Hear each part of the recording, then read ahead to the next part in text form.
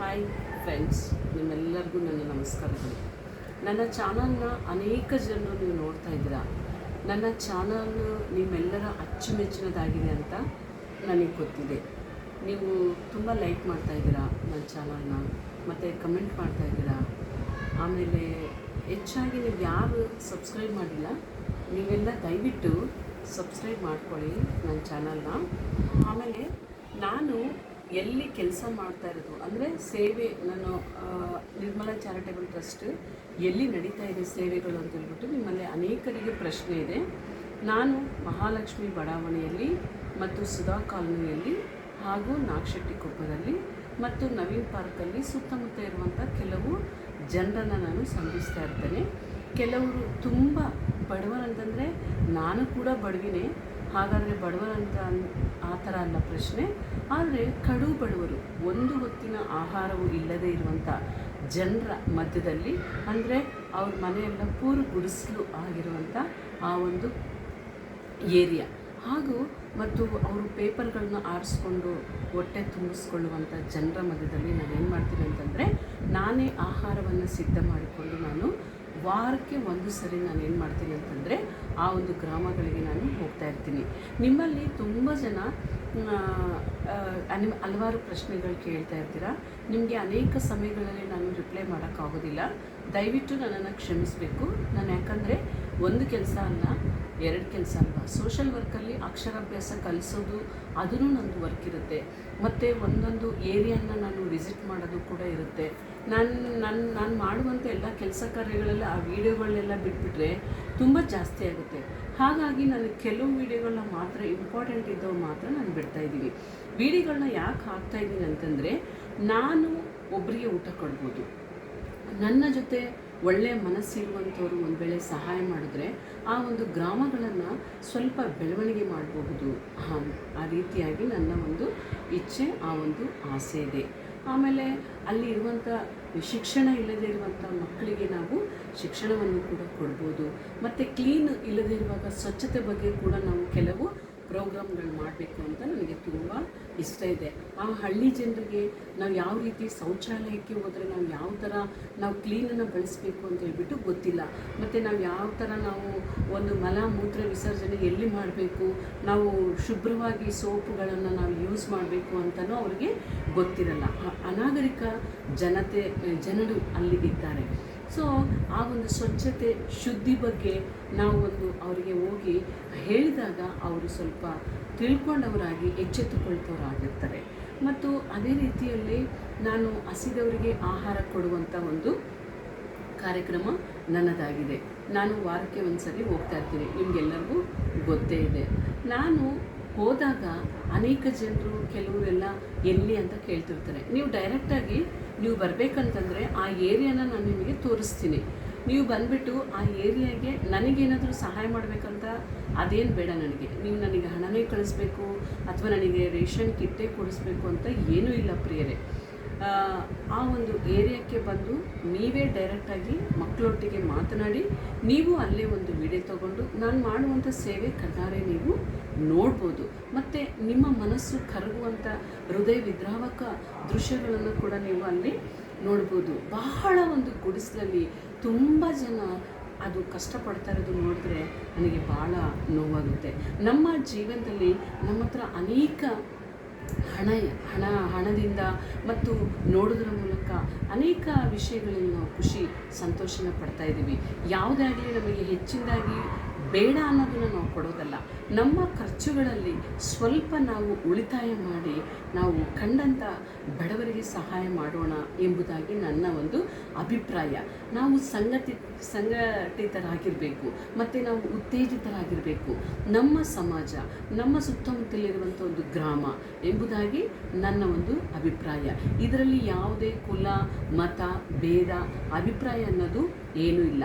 ಯಾವುದೇ ಅವನಿಗೆ ಇಷ್ಟ ಇದ್ದಂಥ ಧರ್ಮನ ಅವನು ಪಾಲಿಸಲಿ, ಅದು ಅವನಿಷ್ಟ. ಯಾಕೆಂದರೆ ಡಾಕ್ಟರ್ BR ಅಂಬೇಡ್ಕರ್ ಸಂವಿಧಾನ ಶಿಲ್ಪಿ ಅವರು ಏನು ಮಾಡಿದ್ದಾರೆ ಅಂತಂದರೆ, ಸಂವಿಧಾನ ಶಿಲ್ಪಿ ನಾಯಕನಾಗಿದ್ದು ಅನೇಕ ಒಳ್ಳೆಯ ಕೆಲಸಗಳನ್ನು ಆತನು ಮಾಡಿದ್ದಾನೆ. ಭಾರತ ರತ್ನ, ಅನೇಕ ಪ್ರಶಸ್ತಿಗಳನ್ನು ಆತನು, ಬೋಧಿಸತ್ವ, ಈ ರೀತಿಯಾಗಿ ಅನೇಕವಾದಂಥ ಪ್ರಶಸ್ತಿಗಳನ್ನು ಹೊಂದಿ ಕೀಳು ಮಟ್ಟದಲ್ಲಿರುವಂಥ ಜನರನ್ನು ಆತನು ಎಲ್ಲರಿಗೂ ವಿದ್ಯಾಭ್ಯಾಸ ಕೊಡಬೇಕು, ಆ ಎಲ್ಲ ಕೀಳುಮಟ್ಟ ಶೋಷಣೆ ಎಲ್ಲ ಕೂಡ ನೀಗಬೇಕು ಅಂತ ಹೇಳ್ಬಿಟ್ಟು ಅವರು ಸಮಾನತೆ ಹಕ್ಕು, ಮೂಲಭೂತ ಹಕ್ಕುಗಳನ್ನು ನಾವು ಪಡಿಬೇಕು ಅಂತ ಹೇಳ್ಬಿಟ್ಟು ಅವ್ರು ಎಷ್ಟೋ ಹೋರಾಟ ಮಾಡಿದ್ದಾರೆ. ನಾನು ಅವರಿಗೆ ತುಂಬ ನೆನೆಸ್ತೀನಿ. ಯಾಕಂದರೆ ಈ ದಿನ ಅನೇಕ ಧರ್ಮಗಳ ವಿರುದ್ಧವಾಗಿ ಹೋರಾಡ್ತಾ ಇರ್ತಾರೆ. ನನ್ನ ಧರ್ಮ ಇದು, ನಿನ್ನ ಧರ್ಮ ಇದು ಅಂತ ಹೇಳ್ಬಿಟ್ಟು. ಯಾರಿಗಾದರೂ ರೋಡಲ್ಲಿ ಹೋಗ್ತಾ ಇದ್ದರೆ ಒಂದು ವೇಳೆ ಏನಾದರೂ ಅನಾಹುತ ಆದರೆ, ಆಕ್ಸಿಡೆಂಟ್ ಆದರೆ, ಆ ಟೈಮ್ನಲ್ಲಿ ಯಾರೋ ಒಬ್ಬ ವ್ಯಕ್ತಿ ರೋಡ್ ಪಕ್ಕದಲ್ಲಿ ಇರ್ತಾನೆ, ಅವನು ಬಂದ್ಬಿಟ್ಟು ನಮಗೆ ನೀರು ಕೊಡೋದಾಗಲಿ, ಆಟೋದಲ್ಲಿ ತೊಗೊಂಡೋಗೋದಾಗಲಿ, ಮತ್ತು ಸ್ಟ್ರಕ್ಚರಲ್ಲಿ ತೊಗೊಂಡೋಗೋದಾಗಲಿ, ಅಥವಾ ಎಷ್ಟೆಷ್ಟೋ ಇರ್ತಾರೆ. ಮತ್ತು ಅವಾಗ ನಾವು ಯಾವುದೇ ಆಗಲಿ ಜಾತಿ ಅನ್ನೋದನ್ನು ನಾವು ಕೇಳೋದಿಲ್ಲ. ಹಾಸ್ಪಿಟ್ಲಲ್ಲಿ ಒಂದು ಡೆಲಿವರಿ ಪೇಷಂಟು, ಗರ್ಭಿಣಿ ಸ್ತ್ರೀ ಇರುತ್ತೆ, ಮತ್ತು ಅಪಘಾತಗಳು ಮೂಳೆನೋ ಕೈಯೋ ಏನೋ ಒಂದು ಮುರಿದಿರುತ್ತೆ. ಡಾಕ್ಟ್ರೇ ನೀವು ಯಾವ ಜಾತಿಗೆ ಸಂಬಂಧಪಟ್ಟವರು ಅಂತ ಯಾರನ್ನೂ ಕೇಳೋದಿಲ್ಲ. ಸಿಸ್ಟರ್ ನೀವು ಯಾವ ಜಾತಿಗೆ ಸಂಬಂಧಪಟ್ಟವರು ಅಂತ ಕೇಳೋದಿಲ್ಲ. ನೋಡಿದ್ರಾ, ನಮ್ಮ ಸಮಾಜ ಬದಲಾವಣೆ ಆಗಬೇಕು. ಮೊದಲನೇದಾಗಿ ನಮ್ಮ ಮನಸ್ಸು ಬದಲಾವಣೆ ಆಗಬೇಕು. ಬಡವ ಕೀಳು, ಶ್ರೀಮಂತ ಮೇಲು ಆ ಥರ ಏನೂ ಬೇಡ. ನಮ್ಮ ಹತ್ರ ಇರೋದನ್ನು ನಾವು ಬಡವರಿಗೆ ಸಹಾಯ ಮಾಡೋಣ, ಮತ್ತು ಮನೆಯಲ್ಲಿರುವಂಥ ತಂದೆ ತಾಯಿಗಳನ್ನು ನಾವು ಪ್ರೀತಿ ಮಾಡೋಣ.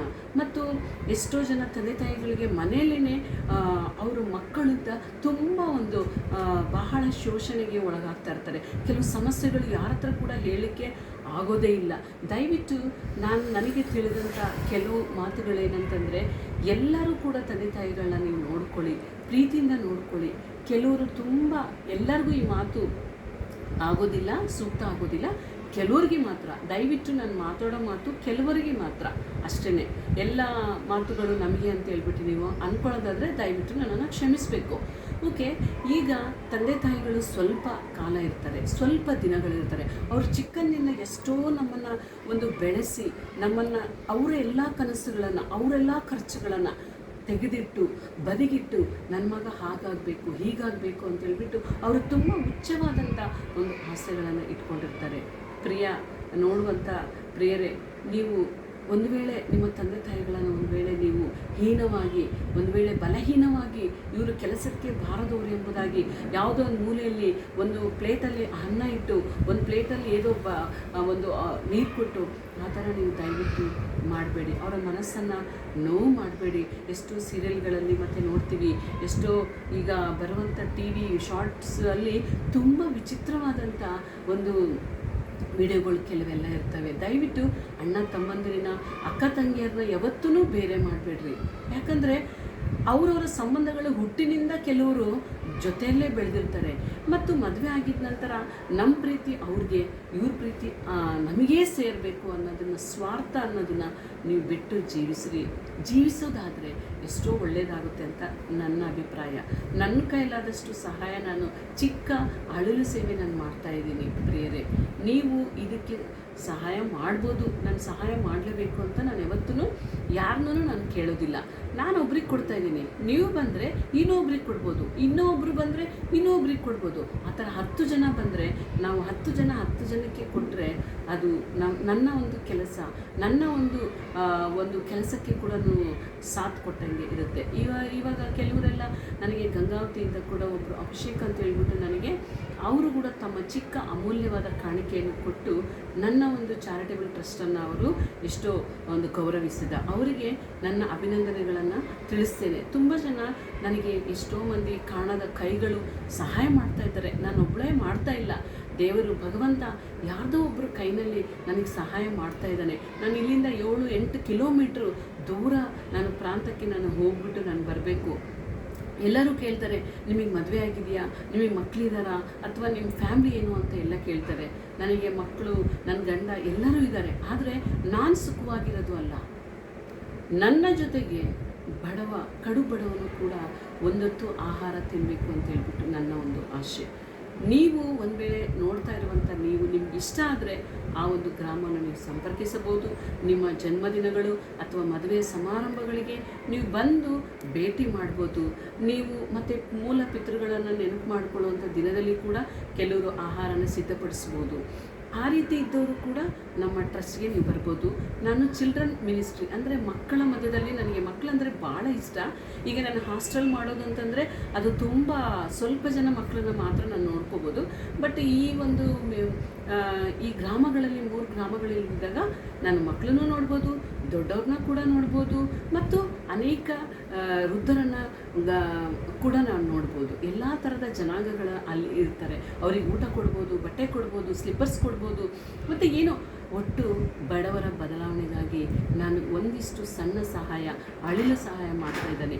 ನೀವು ನನ್ನನ್ನು ಎಷ್ಟೋ ಗೌರವದಿಂದ ಕಾಣ್ತಾ ಇದ್ದೀರಾ, ಎಷ್ಟೋ ಜನ ಅಮ್ಮ ಅಂತ ಹೇಳ್ತೀರಾ. ನನಗೆ ತುಂಬ ಇಷ್ಟ ಆಗುತ್ತೆ ಪ್ರಿಯರೇ. ನಾನು ನಮ್ಮಮ್ಮನ ಕಳ್ಕೊಂಡಿದ್ದೀನಿ, ಆದರೆ ನನ್ನ ಸುತ್ತಮುತ್ತಲಿರುವಂಥ ತಾಯಿಯಂದರೆ ಅವರೇ ನನ್ನ ತಾಯಿ ಅಂತ. ಯಾಕೆಂದರೆ ನನ್ನ ತಾಯಿ ಕೂಡ ಹೊಟ್ಟೆ ಹಸಿಯುವಂಥ ನಮ್ಮ ಮನೆಗೆ ಯಾರಾದರೂ ಬಂದರೆ ಅವರಿಗೆ ಊಟ ಕೊಡದಲ್ಲಿ ಯಾವತ್ತೂ ಕಳಿಸ್ತಿರ್ಲಿಲ್ಲ. ಎಷ್ಟೋ ಜನರು ಹಸ್ಕೊಂಡು ಬಂದರೆ ಊಟ ಮಾಡಿ ಹೋದಂಥ ಜನರು ತುಂಬ ಜನ ಇದ್ದಾರೆ. ಈ ದಿನ ಅನೇಕ ಜನರಿಗೆ ನೀವು ಬೆಳ್ಳಿ ಕೊಟ್ಟರು, ಬಂಗಾರ ಕೊಟ್ಟರು, ಏನು ಕೊಟ್ಟರು, ಹಣ ಕೊಟ್ಟರು ಕೂಡ ನನಗೆ ಬೇಕು ಬೇಕು ಅಂತ ಇರ್ತಾರೆ. ಆದರೆ ನೀವು ಊಟ ಕೊಟ್ಟಾಗ ನೋಡಿರಿ, ಅವರು ಊಟ ತಿಂದಾದಮೇಲೆ, ತೃಪ್ತಿ ಆದಮೇಲೆ ಸಾಕು ಅಂತ ಹೇಳ್ತಾರೆ.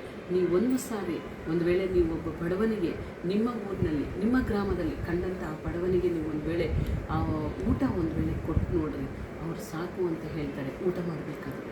ಈ ರೀತಿ ನೀವು ಒಂದು ಸಾರಿ ಟ್ರೈ ಮಾಡಿ.